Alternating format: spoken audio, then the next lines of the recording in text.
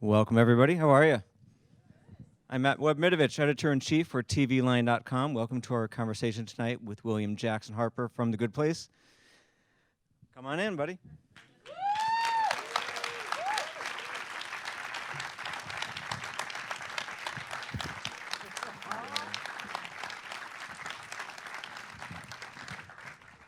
I just want to start off by pointing out, there's 500 shows on TV right now, so it's very rare that everybody on our staff watches the same show. But The Good Place, I think, is one of those shows. I think maybe one person, one bad egg on the staff doesn't watch the show. Just to point that out, 2 years in a row, The Good Place has been on TV Line's top 10 best comedies of the year. Two years in a row, The Good Place has been on TV Line's Dream Emmy list for best comedy. And coming up later this month, making his debut on our Dream Emmy nominee list for supporting actor comedy is William Jackson Harper.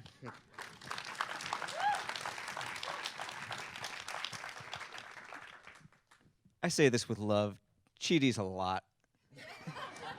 Is he exhausting to play? Yeah. Yeah. I mean, I am pretty anxious. I am pretty indecisive. But, I mean, Cheaty's got a lot of words for it. And so it's like that gets to be pretty, it wears you down after a while. So if you get to like 3 or 4 takes, do you need to like stop for a Red Bull to kind of get your energy back up?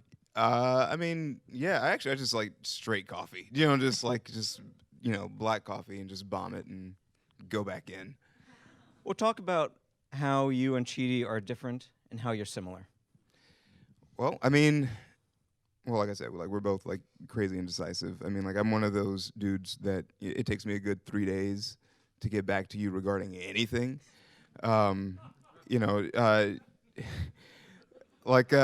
Cheaty though, he like I said, he talks about it. He, it, like works it out and wants you to work it out with him, and I want you to leave me alone. So, I just go into my little sweat lodge and I come back with the wisdom and I let you know. But then, I mean, we're both relatively anxious. I mean, the stomach ache things was something that they actually took from. Oh, really? From me. Yeah, like I get. Yeah, when I get really, really nervous and anxious. You're not gonna get one tonight, are you? I mean, I might. There's a lot of people here. But yeah, that's one of those things where it's just like my girlfriend pointed it out. It's just like every time I would get sort of nervous, my stomach would get upset, and she's like, the stomach is the seat of anxiety, and I was like, oh, that explains so much, and so that was something that we both share. But like. Yeah, I think he's a little bit more extroverted in his habits than I am. I tend to sort of just give radio silence, and that can be pretty infuriating, I guess, to people in my life that are important to me. What was the first time you got paid for acting? I did a summer stock. Show these 2 Shakespeare shows in Santa Fe, New Mexico, where I went to school. We were doing Midsummer and Measure for Measure, and that was the first time I was Lysander in Midsummer, and that was like Friar Pete or something like in Measure for Measure, and that was the first time I got a paycheck for acting. I saw on your resume, on your credits, you did Electric Company for a little bit. What was that about? Man, I needed that job. What did you do? It was a reboot of the Electric Company from like when I was a little kid. Like I remember the one with like Morgan Freeman and. Oh yeah, I watched it as a kid. Yeah, and so they were rebooting it, I guess, 7-8 years ago, probably more at this point, and they were retooling it for kids at that time, and so there were these kids that had powers, and they were they could go and like mix up words and paint things in certain places with their hands and stuff, and then there's like 4 other kids. I was one of those kids. You're one of the air quote kids. Who were the pranksters, who were like the bad guys, like they were trying to like sort of like mess up everything that the good kids were doing, and so basically I was playing like a high schooler, but I was like 30. You were the equivalent of Sean Yeah, yeah. This is like a real dill hole. And yeah, so it's like, yeah, this 30-year-old man just yelling at kids and giving them a hard time. Aside from that, what's the strangest job you have ever held? Okay. I mean, I've had some. I mean, as I told you before, I've had some real donkeys in my life. But the strangest one was I worked in a mall trying to recruit people for medical testing.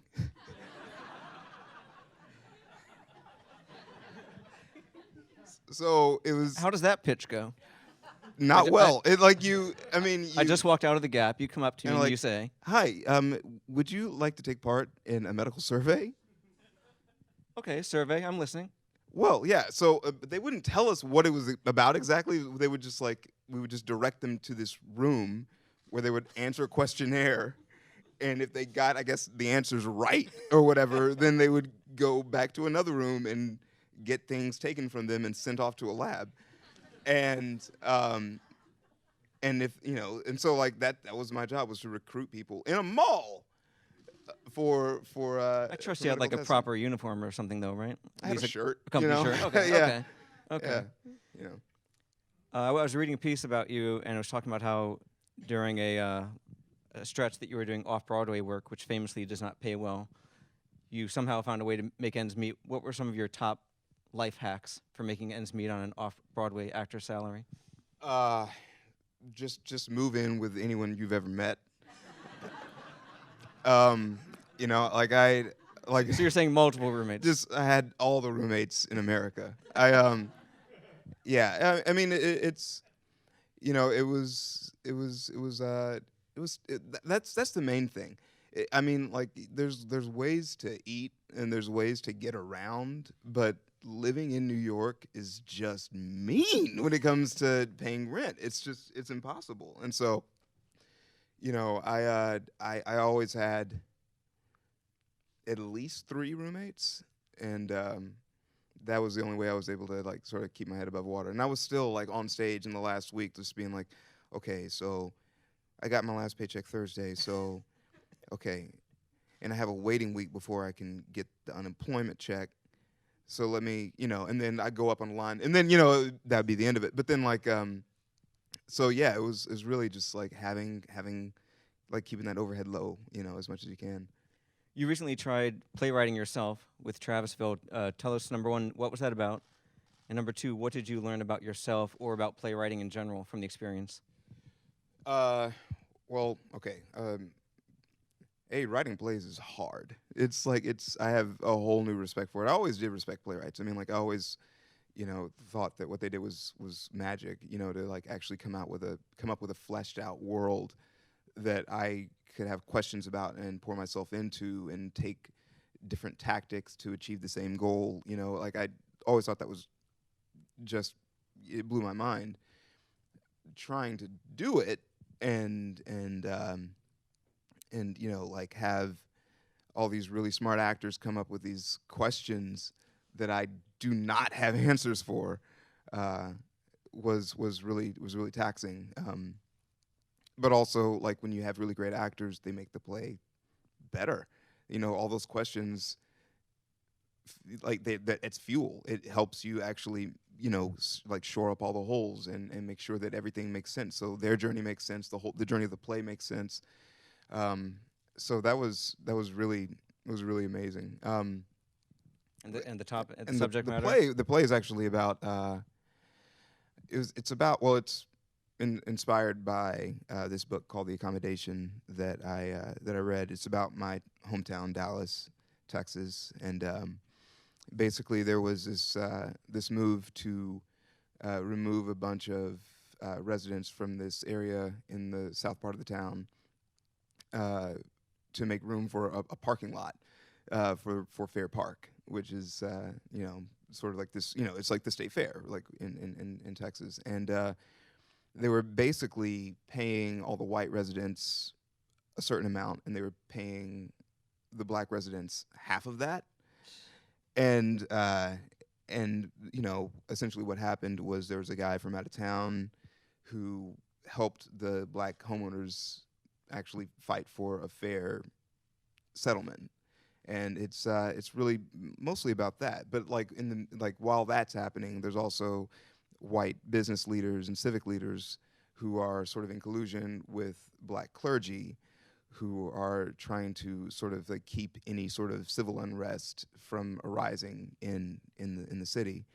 And so I thought that was a really interesting thing to sort of like see the civil rights movement is not a monolithic thing, but rather as, several different factions trying to, achieve safety and security, but with very different means, and with, with some having sort of like questionable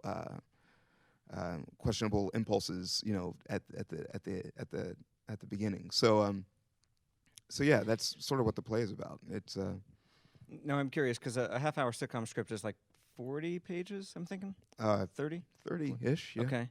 How long is a play possibly? Mine was 115. I want to say. I can see why that's hard to sit down and actually just like start doing.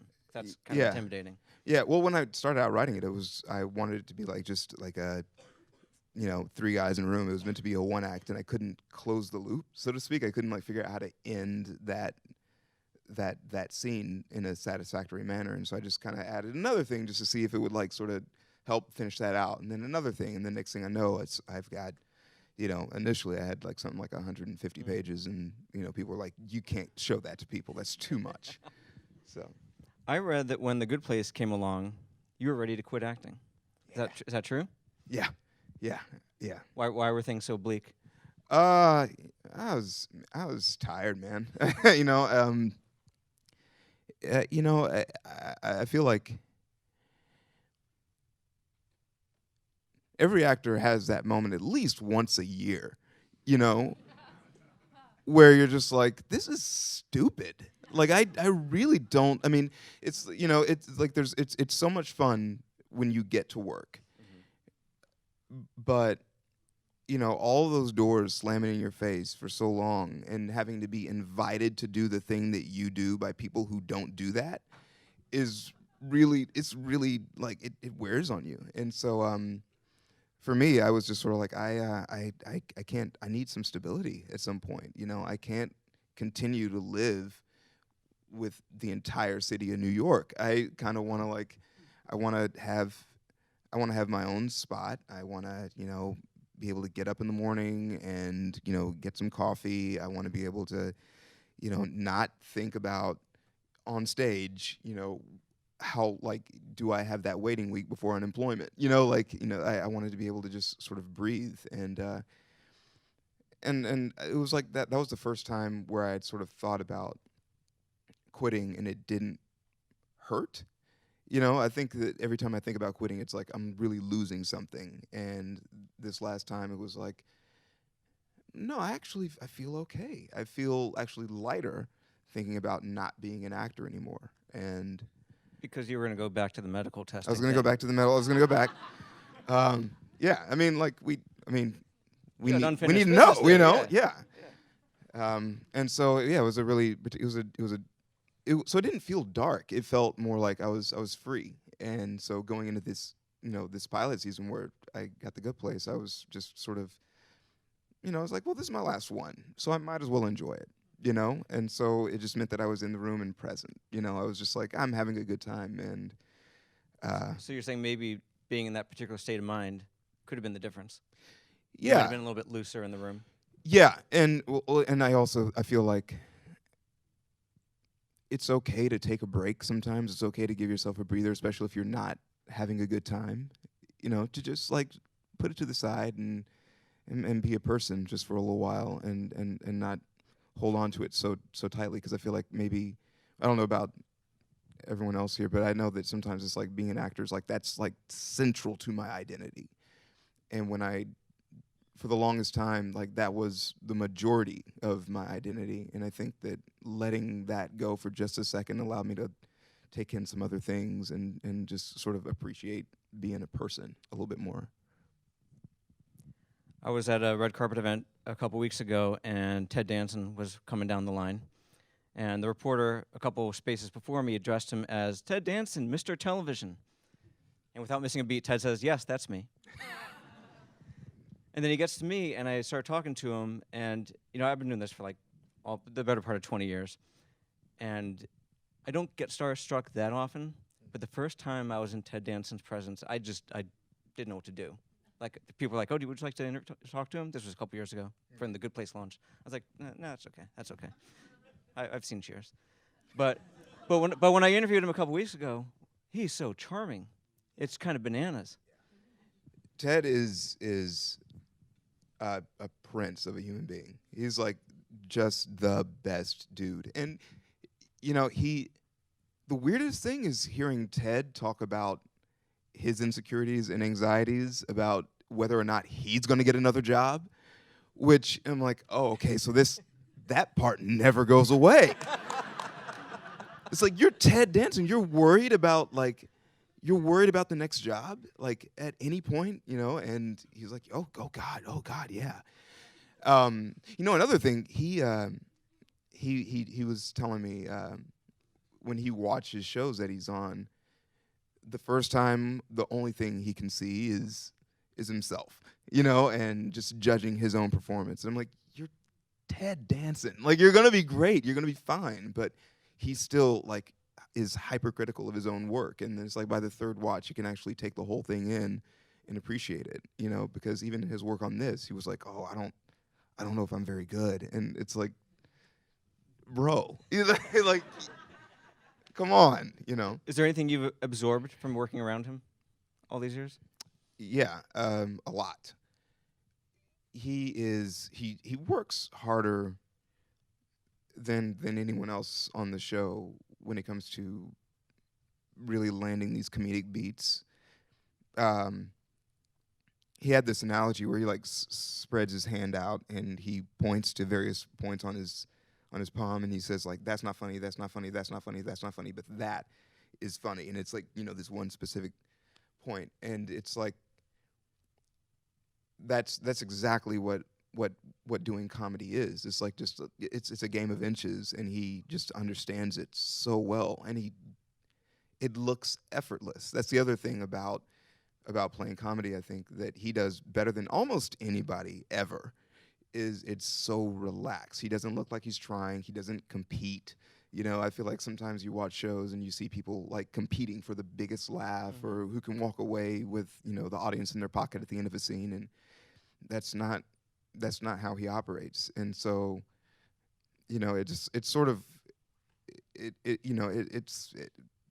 I'm like, oh, that's who I want to be when I grow up. I want to be that guy. I want to know how to just effortlessly, just embody something and hit all these beats without ever seeing any effort. And that's what he does.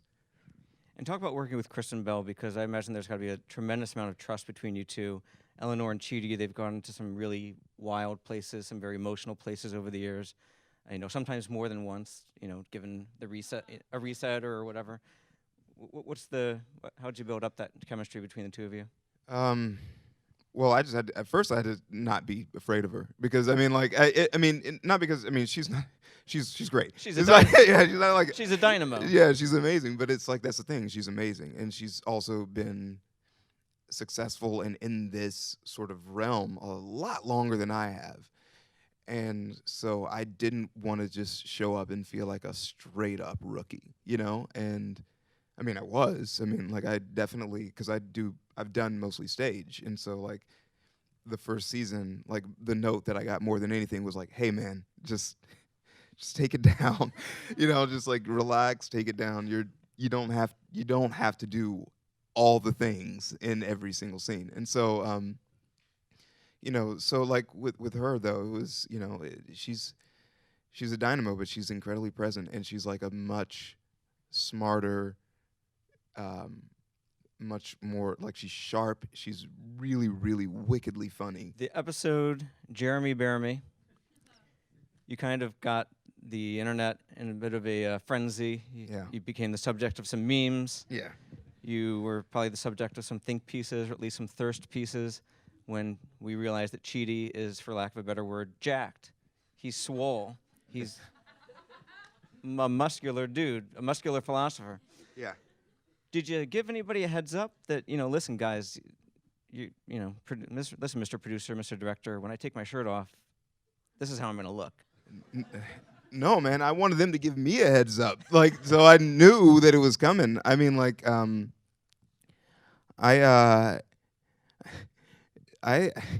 I wasn't ready for that. Like, I mean, like, they mentioned it in the beginning of the season, and I was thinking, like, cool. They're gonna change that though, right? I mean, they're not gonna actually like have me take my shirt off, because it's one of the things I'm most afraid of, is like being shirtless in front of people, and so, yeah.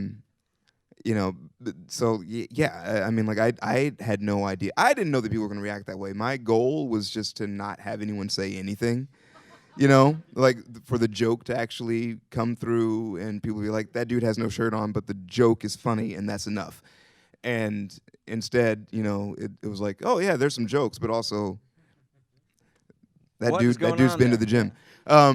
That was fear. Fear was going on. I mean, it was, I had a couple of weeks to sort of, get it together, but I've been working out since I was like, for the last 9 years, just to, just because it's time, and like things start to get a little bit they start to bag, and you never know what's going to knock you out of the audition room.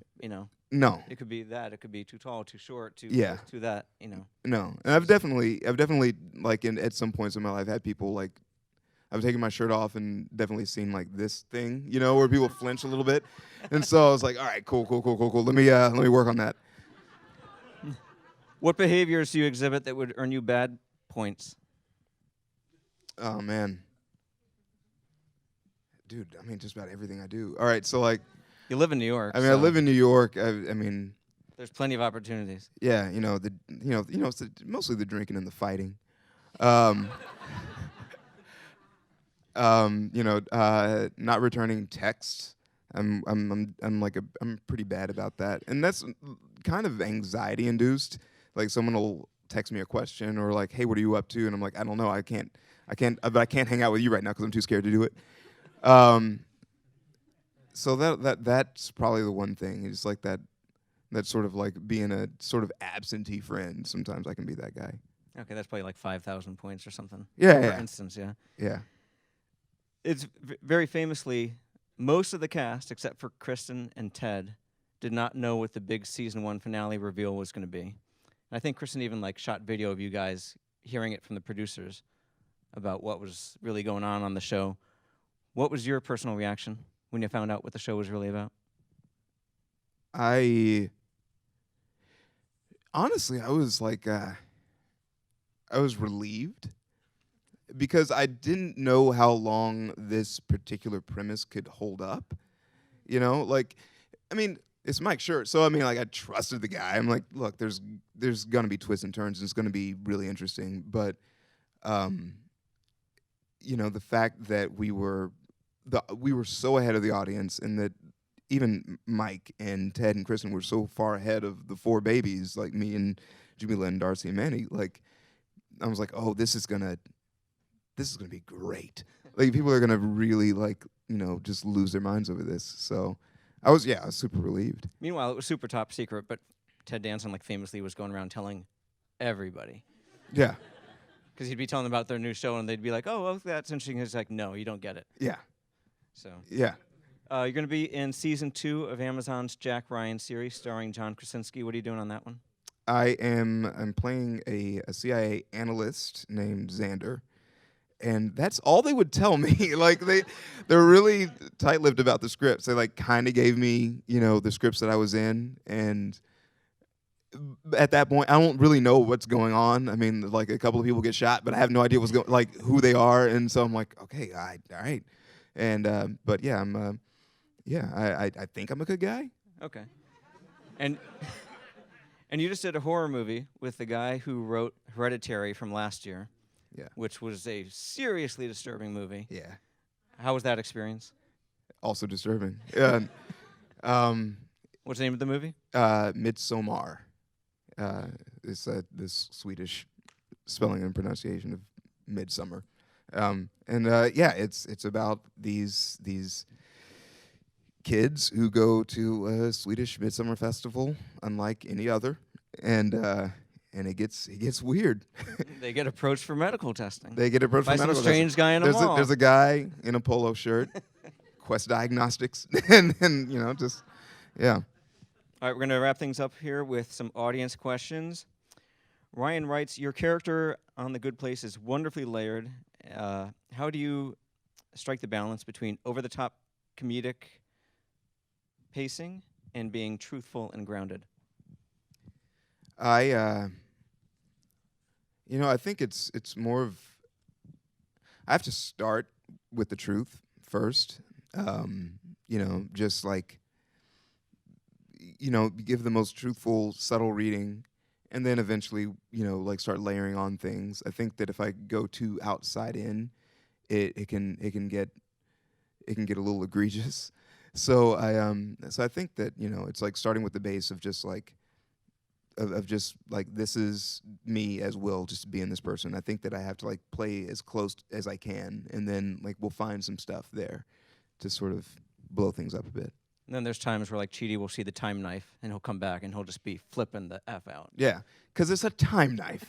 It's Sarah has a question that I was wondering. Did you study or read up on any philosophy before starting this job? totally tried, totally failed. I'm just not smart enough to like actually retain any of it. It's one of those things where like I started out reading the book, and then I was like, okay, I don't get it, and then I would try to read a summary of the book and be like, also lost. And then I'd just go to the Wikipedia page and hope that someone didn't put a bunch of trash in the article that I was trying to read. So I did as much as I could, but I just like, geez. So when one of your friends comes to you with conundrum, you're not like, well, Descartes tells us. Yeah, I'm like, let's get a beer and I'll tell you what I think. But and we'll see if it's useful. Jenny asked, did you find the reveal at the end of season 1 helped you as an actor? I guess knowing what the show was really about. Yeah, here's the cool thing.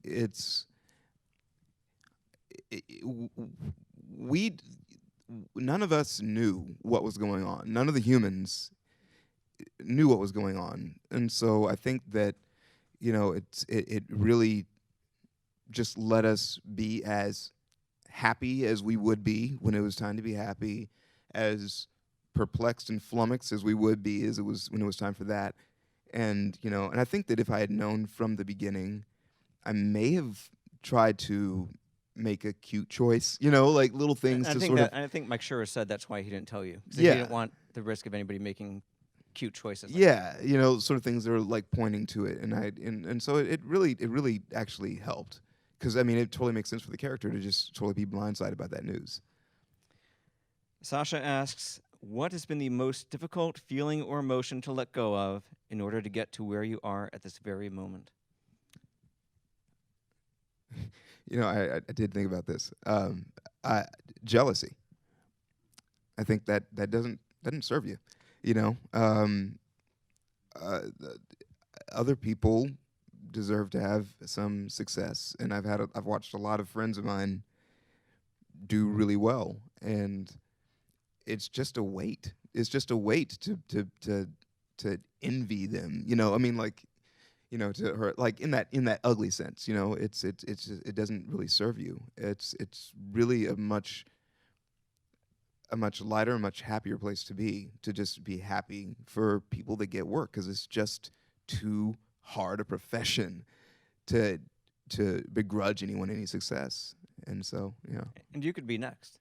It's like what I tell myself when I just missed that parking spot at the parking lot. I'm going to be next. Yeah. Because the guy just before me got that spot. Yeah. I'm going to be next. Yeah, and it's anyone can leapfrog anyone at any moment in this business. There's people that are doing really well for a long time, and then they're in this spot where maybe they're not doing so well, and then maybe it's your shot. And so it doesn't serve you to be anything other than happy for the success that people have, because you just never really know how long it's going to last. And it's and I think that anyone who gets into this profession and stays with it for any amount of time deserves that. So. And lastly, Kaylee asks, what would be your personal good place? And what would be your personal bad place? Got all close with it. Okay, so the good place would probably be I